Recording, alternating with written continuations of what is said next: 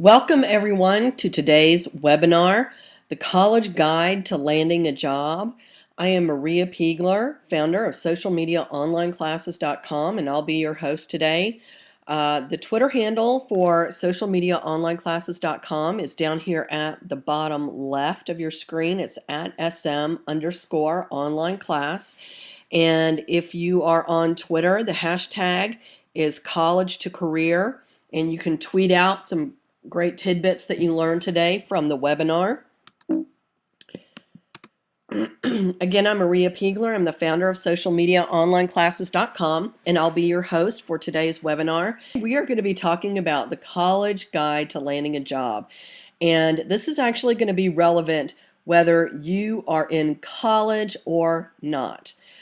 This is going to be something that is relevant for people in a job transition. It could be, relevant in a job transition if you're looking for an entry-level job, if you want to make a change in careers. Ultimately, today, you need to differentiate yourself in the job market because it is an absolute tough numbers game out there. The job market is flooded with resumes. There's a lot of people who are unemployed and underemployed, and you've got to figure out how to stand out among a sea of resumes that potential employers are getting.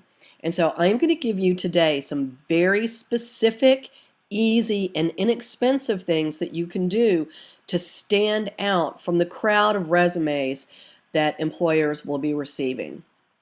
Now, the first thing that you want to do for potential employers is to make it easy. Now, what do I mean by that? Well, make it easy means you make it easy for the interviewer to evaluate your resume and your work experience by providing everything that they ask for and more. And I'm going to give you an example of this. I am hiring an intern for this coming summer of 2014. And I have also done interviewing for job candidates, not just for internships, but for full-time positions on college campuses. I've done this online. There's a lot of different places that I've run into this, and I want to show you what I'm talking about here. This is the job position that I have on internships.com, and it lists a lot of different things on the job, like the description, the responsibilities, and their requirements. And this is where I'm telling people this is what you need to have and to provide to be considered for this position. The first thing I say is to provide links to 1 to 3 social networks where they have accounts so they can demonstrate their interest in social media and their knowledge of it. Because this is socialmediaonlineclasses.com. I need to see that they have some experience in social media. Well, I can tell you that about 90% of the applicants that I received did not include this. And so they immediately filtered themselves out. They weeded themselves out simply because they did not include the information that I asked for. Now, if people did include those links plus everything else that I asked for, then they got a second round of the application process, and this was actually on the socialmediaonlineclasses.com website. And once they went here, what I did was basically made an audition for them. I needed to see that they were able to do some simple things like write a blog post, do a social media post, and the reason that I do this is I've seen people who are highly qualified on paper, but simply could not perform the job that they were hired for various reasons. So here is the page that they would come to. Here are the instructions that I gave them. Use Google Docs to write a 250-word blog post. Include an image or illustration of your own creation. Do a sample Facebook post, and then share the Google Docs link in the form. And it's a pretty small form. It's not something that would take a long time. Well, I can tell you out of a total of almost 70 applicants that I got off of internships.com, only 6 made it to this page. So less than 10%. And then out of the 6 who made it to this page, only 5 did everything that I asked for. So when I say make it easy, what I mean is do everything that the interviewer or the employer is asking you to do so that they can evaluate your resume and your potential as a job candidate for their business. Otherwise, you are weeding yourself out from the competition. So once you've done the first thing, which is make it easy on the interviewer, then the second thing you absolutely have to do to land your dream job is to earn the company's trust. Because no one is going to hire you if they don't believe that they can trust you with their company's reputation. In this day of social media, it is absolutely critical that people be able to trust their employees with their social media accounts and with their brand's reputation. And the big question is, have you Googled yourself yet? Because that's the first thing any potential employer is going to do once they receive your resume. They are going to Google your name and your email, and they're going to check your social media accounts even if you have not provided them. And the question is, will they trust you after they see the Google results? Well, here's an example of a young lady who was interested in a position with socialmediaonlineclasses.com, and she had applied for a position, and I Googled her. I just did a simple Google search for her name, and her Twitter account came up, and I was very pleased to see that she was on Twitter and tweeting quite regularly until I came upon some profanity in her Twitter account. And so that's somebody that I would immediately say, thanks, but no thanks. I can't trust you. So the first thing that you need to do once you've applied for the position, or even before you do that, is to clean up your social networking profiles. Now, what do I mean by that? Well, you want to go through your Facebook. You won't have this on LinkedIn, but usually it's on Facebook and on Twitter. And you want to make sure that you have absolutely no profanity whatsoever. That just absolutely destroys any credibility that you have. You've worked really hard to get a college degree. You've got some great work experience. Don't destroy your credibility by a cheap tactic. The second thing you want is a polished headshot. And the examples that I'm using today are things that I've actually seen as well as colleagues have seen. Don't use your sorority or fraternity photo. Don't use a photo of you with your boyfriend or girlfriend. You need to have a polished headshot. It doesn't have to be a professional one. It doesn't have to be expensive. Just use your iPhone or your smartphone and have a friend take a nice picture of you in, some professional or business casual attire. That's going to go a long way. And then third, conduct yourself in a mature manner on your social networks. I've seen applicants have reference to their drinking games, have shirtless photos of themselves on their social networks, and they have immediately disqualified themselves from any potential employment with social media online classes. So earn an employer's trust by being mature and professional on your social media profiles. And then third, you want to absolutely rock your resume. And this is probably my absolute favorite tip because it's the place where you can really, really differentiate yourself in a way that very few other people will. Now, what do I mean by rock your resume? Well, the first thing that you want to do is, in addition to putting the college that you've attended or what your education level is, even if you haven't attended college, put what leadership positions you've held. That shows that you are someone who can manage responsibility and be trusted with it. List what organizations you belong to, especially if they are relevant to your industry. Any professional organizations. For example, I was a journalism major and was a member of the Society for Professional Journalists. If you're a member of PRSA, if you are a PR major, if you're a technical writer, you could belong to the Society for Technical Communications. All of those have student chapters and student memberships, and that goes a very long way to showing that you are ambitious in your industry. And then third, you absolutely want to provide work samples. Do not wait for an employer to ask about this, and make it easy for them to find those work samples.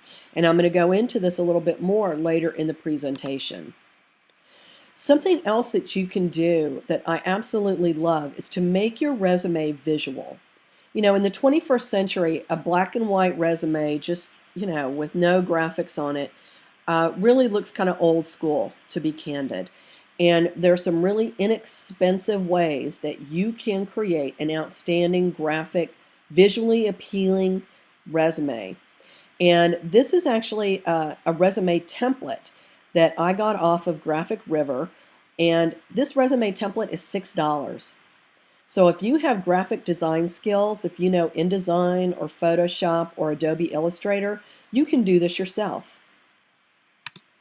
This is another template, again from Graphic River. Again, it's $6. And this one comes in different colorways and really makes you stand out. And I can guarantee you that no other candidate is going to have this kind of a resume. This is something that really makes you stand out.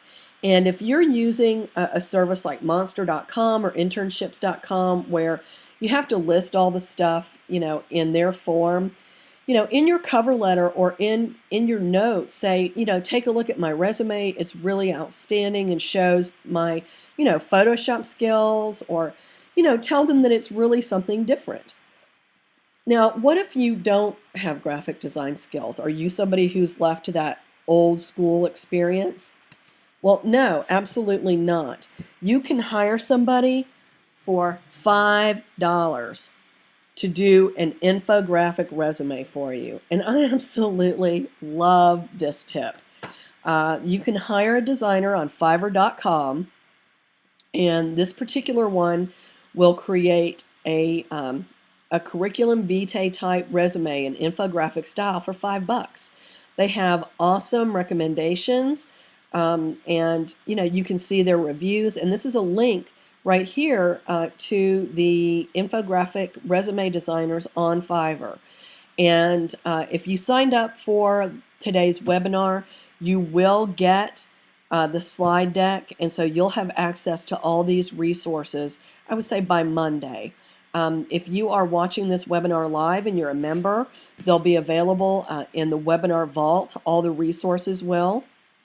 You will get the webinar replay, the audio MP3 file. You will get the slide deck, and also an infographic that kind of wraps everything up in a nice tidy bundle. So you don't have to take notes today, you just get to sit back and relax. So these are 3 different infographic style resumes that I really recommend. Even if you don't use any of these, you want to somehow get your photo on there with a nice headshot, use a little bit of color, and show that you've got the 21st century writing and design skills that set you apart, no matter what field you go into. Because there are some skills that are just the multi-tool of a professional's career. And writing, graphic design, and computer skills are the top 3. And in doing a resume like this, it shows that you have all 3 of those. So that's the third thing that you can do. The fourth thing is to provide work samples. And this is absolutely critical, especially if you are in a field where, like journalism, you need to provide what are called clips or writing samples. You need to provide samples, and I would link to them specifically from your resume and upload those samples to cloud storage so that employers do not have to download anything. All they have to do is click from your resume or from your email, and they can access it easily through Google Drive and view it there. Same with Dropbox or Box.net. Make it easy. Create a folder on any of these cloud utilities and create that folder with your work samples in there so that potential employers don't have to ask you for it, and you can wow them right away. And that's going to get you an interview faster, and it's going to impress potential employers because you are over prepared. and that is always a good thing. Next, you want to build your LinkedIn profile. And LinkedIn is especially important because it has become the human resource database of the 21st century. You know, the first thing any employer is going to do is they're going to Google you. But the second thing they're going to do is they're going to go on LinkedIn and they're going to see if you have a profile. And some students do have nice profiles on LinkedIn. Some don't have anything at all. Most of them have something in between. They have a profile, but it's not very impressive. Well, here are the 3 things that you need on your LinkedIn profile to make it impressive and to really stand out among potential employers. You need to have that polished headshot. And I can tell you that a lot of members at socialmediaonlineclasses.com don't even have their headshots on LinkedIn. So if you have a polished headshot, like we talked about earlier in the webinar, it doesn't have to be expensive. You know, you can get a friend to take it. That's going to stand out and it's going to set you apart. Put your work experience in there. You know, you don't have to put every fast food job that you've ever had, but relevant work experience to your professional industry is going to be important, so definitely put that. And then the thing that really makes you stand out are recommendations. And if you can get recommendations from 1 or 2 professors along with some of your employers, that is something that I would say probably 1% of all LinkedIn profiles have. And that is going to be impressive to a potential employer. The interviewer sees that, and they're going to see that you've done your homework, that not only are you somebody who did a great job in class and at your last place of employment, but that you went out of your way to get recommendations from your professors and your employers. So that speaks well of you as a candidate. And then lastly, what you want to do is follow up on social media. Now, here's a tip for you. You can follow up via phone or email, but one of the ways that people really love for you to follow up with them is on Twitter, because it doesn't necessarily require a response. It doesn't flood your inbox or your voicemail box. It's easy peasy. And I actually got this tip from a journalist at CNN who said, you know, if you want to pitch me or if you want a job, don't send me an email. Reach out to me on Twitter. And he said a creative tweet will impress me far more than a phone call or an email or any resume. So find out if the employer, if the person who you're going to have the interview with is on Twitter, and follow up with them. Let them know that you've submitted your resume, that you're looking forward to the interview. And here's a really good example. This is actually a tweet that I got from a job applicant here at socialmediaonlineclasses.com. And he said, hey, writing submission is here. He linked to it and said, enjoy the article and look forward to the next steps. He tagged me in it. And we're both UGA alumni, and he said, go Dogs. So he created a connection there. It didn't require me to respond. You know, I did. I was impressed. But it was just a nice thing to do. He followed up and made sure I saw it. And that really made him stand out. So that's the last thing that you want to do is follow up. And then, you know, if you don't hear from the employer, continuing following up, I would say every 2 or 3 days. You know, the squeaky wheel does get the grease, but you also don't want to be a nag about it. You know, you don't want to be somebody who is a pest. So, you know, you want to reach that midpoint where, you know, you're keeping your information in front of the interviewer, but at the same time, you're not being annoying. Now, to sum all these tips up is this infographic that I've created. The college guide to landing a job is how you can differentiate yourself, improve yourself to potential employers. It's got all 6 of the tactics that I talked about in today's webinar, plus some things that you can do for extra credit. And I'll briefly touch on each one of these. If you get a Google Plus profile, that shows that you are social network savvy and you also stand out on a Google search. So if there's something that you're not particularly happy about in your past that is showing up on Google, the more things that you can put out there that are positive, the better. And this is one step in that direction. If you have any computer skills, if you can build a very simple website providing your work samples and your resume, that is outstanding. And it can be a Weebly website. I mean, it doesn't have to be technical, but that shows an employer that you've created a polished professional online image and you went the extra step to create a website with everything that they needed. I've seen applicants do this and I was impressed. Learn as much as you can about the company. Do your research. Do not interview for the experience. That is a waste of the employer's time. So if you have not learned about the company and you have no questions, they are going to mark you off the list. You'll never get a second call back. Record a brief YouTube video introducing yourself.